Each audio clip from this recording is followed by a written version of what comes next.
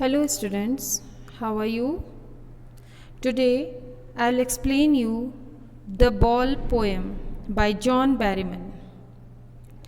John Berryman was born on 25th October 1914 at McAlester, Oklahoma, United States. He died on 7th January 1972, Minneapolis, Minnesota, again United States. His father was John Smith. He was a banker, and his mother was Martha. She was a school teacher. When Berryman was 11 years old, his father shot and killed himself. उनके father John Smith जो एक banker थे, उन्होंने अपने आप को गोली मारकर आत्महत्या कर ली थी जब जॉन बेरीमैन सिर्फ 11 साल के थे. Berryman was haunted by his father's death for the rest of his life and wrote about his struggle to come to terms with it in much of his poetry. 11 साल की as में उन्होंने अपने father को खो दिया and he was quite attached with his father, बहुत ज़्यादा अटैच थे, और बाकी की पूरी लाइफ वो अपने फादर की डेथ को भूल नहीं पाए. उसने बहुत ज़्यादा असर डाला, गहरा असर, और इस चीज़ का असर, इस चीज़ की पूरी एक कह सकते हैं गहरी छाप इनकी पोइट्री में दिखाई देती है. इनकी अधिकतर पोइट्रीज़ में हमें लाइफ की स्ट्रगल, अपनों को खोने का दुख ये दिखाई देता है. और इनकी डेथ कैसे हुई थी? On the morning of January 7, 1972, he killed himself by jumping from the Washington Avenue Bridge in Minneapolis. इन्होंने भी सुसाइड किया था 7 जनवरी 1972 को. इन्होंने वॉशिंगटन एवेन्यू ब्रिज से कूदकर सुसाइड कर लिया था. इन्हें बहुत सारे अवार्ड्स मिले. For example Bollingen prize, national book award for poetry, Pulitzer prize for poetry, etcetera. Now coming, the poet John Berryman, through his poem The Ball poem, has described the reality of life which everyone has to face one day. इस poem के through John Berryman हम सबको ये समझाना चाह रहे हैं कि हर किसी को अपनी लाइफ में एक ना एक दिन जीवन की सच्चाई, सेपरेशन, लॉस सहना पड़ता है, उसका सामना करना पड़ता है. He has touched the topic of how to stand up again the miseries and sorrows of life. और उन्होंने ये समझाने की कोशिश की है इस टॉपिक को कि कैसे अपने जीवन में दुख और परेशानियां आने के बाद हमें वापस खड़े होना पड़ता है और अपने जीवन को जीना पड़ता है. Now the summary of the poem. This poem by John Berryman is about losing something that you love and learning to grow up. ये जो पोएम है जॉन बेरीमैन की, द बॉल पोएम, ये किसी चीज़ को खोने के बारे में, चाहे वो हमारी कोई पोजीशन हो, हमारी कोई प्यारी सी चीज़ हो, या हमारे रिलेशंस हों.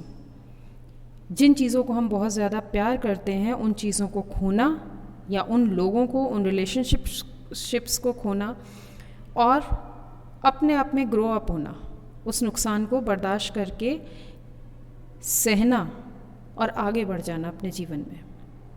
It is about a little boy who for the first time in his young life is learning what it is like to experience grief at the loss of a much beloved possession, his ball.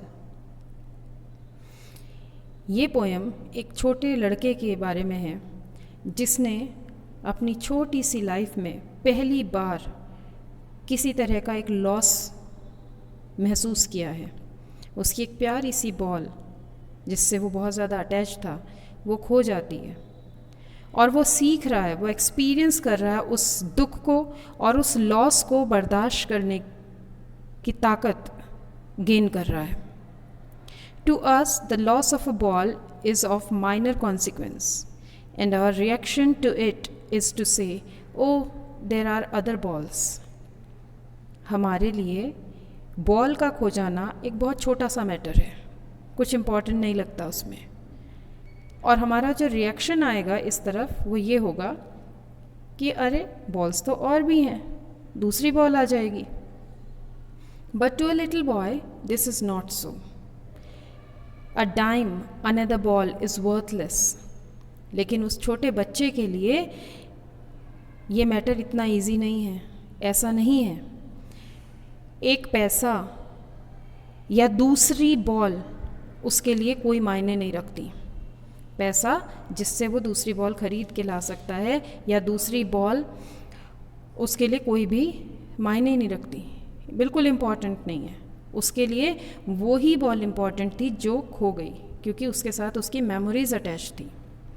Money is external, it can not buy back on love nor replace the things that we have love, the things we really matter. Money जो है वो external होता है, वो हमारी feelings को नहीं खरीद सकता। पैसे से हम सामान खरीद सकते हैं, हमारी फीलिंग्स बिल्कुल नहीं खरीदी जा सकती। और ख़ास तौर पे ऐसी चीज़ जिसे हम प्यार करते हैं, जिसको हम चाहते हैं, और हमारे मन में ये इच्छा होती है कि ये चीज़ या ये इंसान हमसे कभी दूर ना हो, तो ऐसे इंसान की जगह या ऐसी चीज़ की जगह दुनिया की कोई चीज़ नहीं ले सकती। In this poem, the boy's ball personifies his young days and happy innocence. इस पोएम में पोएट ने जो बॉल के थ्रू हमें बताने की कोशिश की है, बॉल को उन्होंने पर्सोनिफाई किया है बच्चे के बचपन से और उसके इनोसेंस से, उसके भोलेपन से, नादानियों से। In this world, people will take balls just as they will take away our innocence and force us to grow up.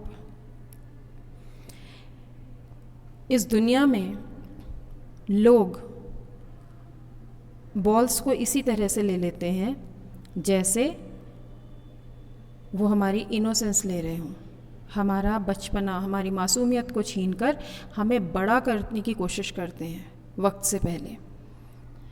And once we lose this innocence we can never get it back. और एक बार जब हमारा वो बचपना, वो मासूमियत चली जाती है, तो फिर वो कभी भी वापस नहीं आ सकती at any cost. Balls will be lost always, little boy, and no one buys a ball back. तो इस तरीके से हम कह सकते हैं कि बॉल्स हमेशा खो जाती हैं। एक ना एक दिन हर इंसान बड़ा हो जाता है, उसका बचपना, उसकी मासूमियत उस बॉल की तरह खो जाती है, और चाहे वो छोटा बच्चा हो या कोई और हो, उस बॉल को, उस इनोसेंस को वापस नहीं ला सकता। This poem goes to show how all throughout your life you will be forced to do things that you don't want to do, and you will lose or have to give up the things that you love.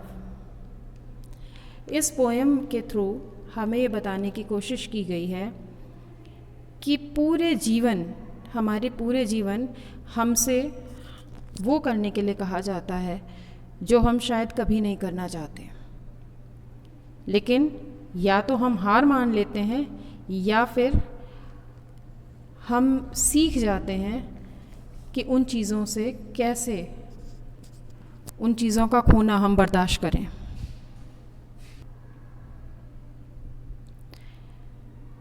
But despite this, you have to learn to stand up, to be strong and get on with your life, no matter how much it hurts inside. लेकिन इन सब के बावजूद हमें वापस खड़े होना सीखना होगा, अपने आप को स्ट्रॉन्ग करना सीखना होगा, और अपने जीवन में, अपनी लाइफ में आगे बढ़ना सीखना होगा। भले ही हमें अंदर से कितनी भी चोट पहुंची हो, हमारी फीलिंग्स कितनी भी हर्ट हुई हो, it doesn't matter. because this is the only way you will survive. You have to learn to accept and let go and not cling onto something that you can never have. क्योंकि यही एक अकेला ऐसा तरीका है जिससे हम survive कर सकते हैं. हमें चीज़ों को एक्सेप्ट करना सीखना होगा. अगर कोई चीज़ हमसे खो गई है, हम दुखी हैं, परेशान हैं, तो हमें उस लॉस को बियर करना, एक्सेप्ट करना होगा. और चीज़ों को के साथ क्लिंग नहीं होना. हमें उसी के ऊपर जोर देते रहना, उसी से चिपके रहना, ये नहीं करना. अदरवाइज़ हम सरवाइव नहीं कर पाएंगे. Now stanza wise explanation. First stanza, what is the boy now who has lost his ball? What is he to do? I saw it go, merrily bouncing down the street, and then merrily over there it is in the water. The poet is talking about a boy who has lost his ball. He wants to know about him and his reaction because he has lost his ball. Poet was observing a boy. एक छोटे बच्चे को देख रहे थे वो, जिसकी ball खो गई थी. और पोएट उस बच्चे के बारे में जानना चाह रहे थे, उसके रिएक्शंस को जानना चाह रहे थे कि उसकी बॉल खोने के बाद उसके रिएक्शंस क्या हैं. पोएट ने आगे पूछा, further he asked himself what the boy would do after losing his ball. Second line में आया ना, what is he to do. Means यहाँ पर पोएट क्यूरियस हैं कि अब क्या करेगा वो लड़का अपनी बॉल खोने के बाद. The poet has seen the ball going away from the boy. He says that the ball was cheerfully jumping up and down in the street. Poet ने देखा है कि कैसे उस बच्चे की बॉल उछल कर पानी में चली गई है. उन्होंने कहा है यहाँ पर merrily bouncing down the street. Means ball जो है वो खुशी से उछलती हुई सड़क से नीचे जा कर के पानी में, merrily over there it is in the water, सड़क से पास होकर वो पानी में चली गई है. This means that when the ball skipped from the boys hand it went into and street and later on it fell into the nearby river. Means बच्चे के हाथ से बॉल छूट कर के गिरी और फिर वो हाथ में नहीं आ पाई. वो स्ट्रीट से होती हुई, स्ट्रीट पर उछलती हुई फाइनली पानी में चली गई. इस पैराग्राफ में लिटरेरी डिवाइसेस हैं कुछ. Firstly anaphora. एनाफोरा में होता है use of repeated words in 2 or more lines. Words को बार बार रिपीट किया जाता है. फॉर एग्जाम्पल वॉट यहाँ पर बार बार रिपीट हो रहा है, मीन्स इट इज़ एनाफोरा. बाद में भी आया है वॉट एंड मैरिली बाउंसिंग. तो इस तरीके से वॉट का बार बार रिपीटेशन हो रहा है, that is called anaphora. Now assonance, repeated use of vowel O. यहाँ पर बार बार boy, now, who, lost, in words में ओ वॉवल का बार बार रिपीटेशन हुआ है. Now next para, no use to say O there are other balls. An ultimate shaking, grief fixes the boy.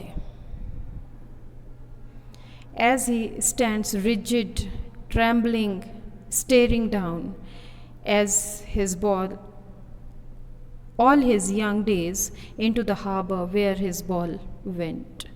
I would not intrude on him a dime another ball is worthless. Now he senses first responsibility.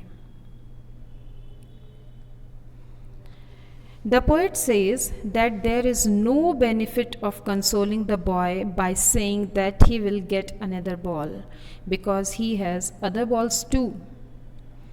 Poet कह रहे हैं कि बच्चे को ये समझाने का कोई फ़ायदा नहीं है, ओ देर आर अदर बॉल्स, कि कोई बात नहीं, और बॉल्स हैं, तुम्हें दूसरी बॉल मिल जाएगी, क्योंकि उसके पास और बॉल्स हैं, लेकिन उसको उसी बॉल से स्पेशली उसकी कुछ मेमोरीज़ अटैच हैं, उसको उसी बॉल से ज़्यादा अटैचमेंट है, वो उस बॉल के जाने से दुखी है। तो कोई भी सांत्वना, कोई भी समझाना उसको काम नहीं आएगा। He says so because the boy is feeling very sad. He is completely surrounded by sorrow. Poet ने ऐसा इसलिए कहा है क्योंकि बॉय, वो छोटा लड़का, बहुत ज़्यादा सैड फील कर रहा है और दुख से घिर गया है वो। और वो इतना दुखी क्यों है? He is sad because all the memories of the childhood days went down the harbour with the ball. उस बॉल से जितनी भी उसकी बचपन की यादें जुड़ी हुई थी, वो सारी की सारी यादें उस बॉल के साथ उस हार्बर में चली गई हैं। Here the poet says that the boy is very sad as the ball which has gone into the water reminds him and he is grief stricken. उस बॉल के साथ उसकी यादें जुड़ी हुई थी और वो बहुत बहुत ज़्यादा दुखी हो गया था। The poet says that he can't even tell the boy to take some money from him in order to buy another ball. और पोएट ये कह रहे हैं कि मैं ये भी नहीं कह सकता उससे कि तुम पैसे ले लो और दूसरी बॉल खरीद लो। He says so because the new ball will not bring the sense of belonging to the ball. क्योंकि नई बॉल अगर उसे मिल भी जाएगी तो उसके साथ उसकी यादें जुड़ी हुई नहीं हैं, उसको वो बिलोंग नहीं कर पाएगा, उसके साथ वो जुड़ नहीं पाएगा। The poet says that the time has come for the boy to learn responsibility of taking care of his things. और पोएट कहते हैं कि अब ये वक्त आ गया है कि वो बच्चा अपनी पहली रिस्पॉन्सिबिलिटी का एहसास करे, अपनी पहली जिम्मेदारी का एहसास करे कि कैसे उसे अपनी चीज़ों को संभाल कर रखना है, उनकी केयर करनी है।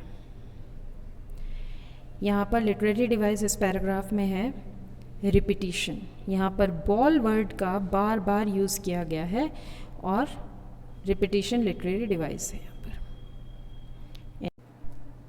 Third para, in a world of possessions people will take balls, balls will be lost always, little boy and no one buys a ball back. Money is external, he is learning well behind his desperate eyes. The epistemology of loss, how to stand up, knowing what every man must one day know, and most known many days, how to stand up. In this para, the poet says that the boy has to learn that in this materialistic world, many of his belongings will be lost. इस paragraph में poet हमें ये बताना चाह रहे हैं, समझाना चाह रहे हैं कि उस बच्चे को ये समझना होगा, ये सीखना होगा कि इस मैटेरियलिस्टिक वर्ल्ड में, इस भौतिकतावादी दुनिया में, जहाँ पर चीज़ों को बहुत ज़्यादा मैटर किया जाता है, पोजेशंस को, कि यहाँ पर उसे नुकसान बियर करने की आदत डालनी होगी।